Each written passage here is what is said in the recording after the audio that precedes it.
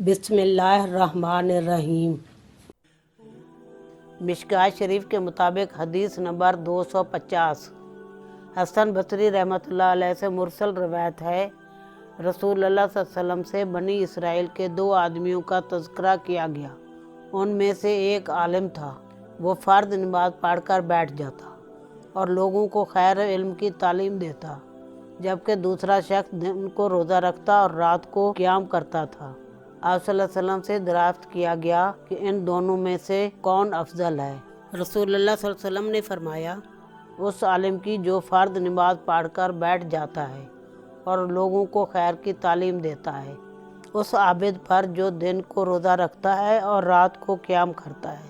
اس طرح فضیلت ہے جس طرح میری تمہارے ادنا پر فضیلت ہے۔ اسناد ضعیف۔ روایت دارمی، حدیث نمبر 98/1۔